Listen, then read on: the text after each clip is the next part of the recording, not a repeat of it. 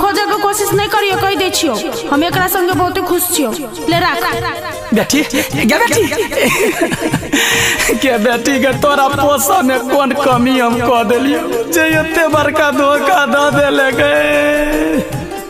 नमस्कार, हम पूरे मिथिलांचल के बेटी साथे अपन बेटी से अनुरोध करे छी जे बहुत आशा से माय बाप धिया पुता के पोसे तकर अरमान ना चकना चूर नहीं करियो। सुनू आई संदर्भ में दर्द भरल गीत।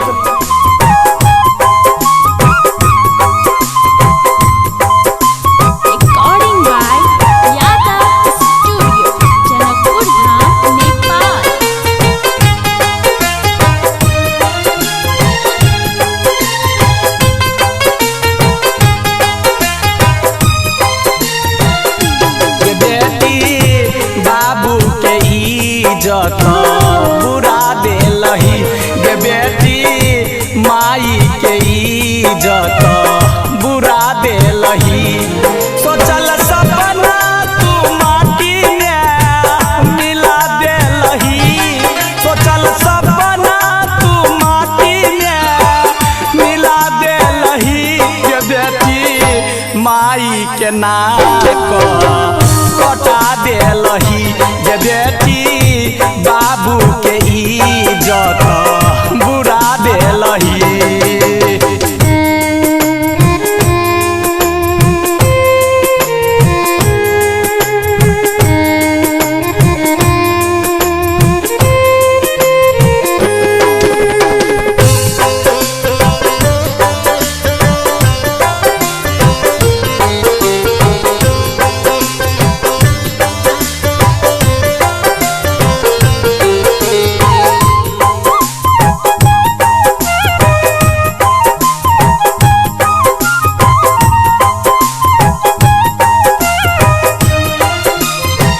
लागल रहे आस बहन के डोली में बैठती के कन्यादान पुण्य हमहु कमैती।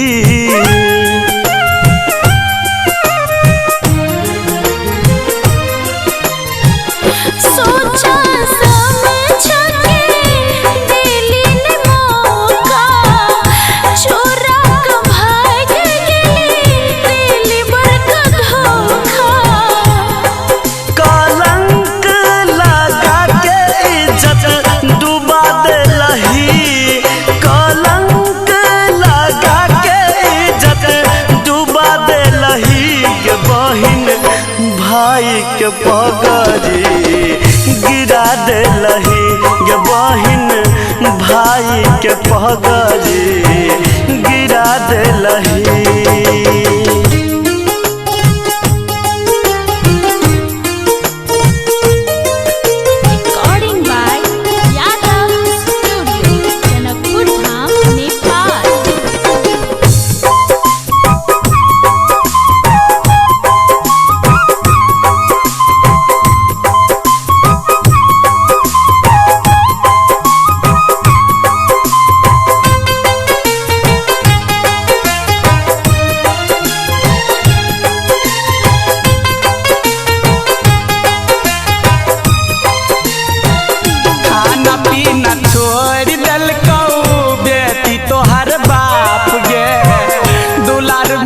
कमी केलकौ केलही तू पाप गे।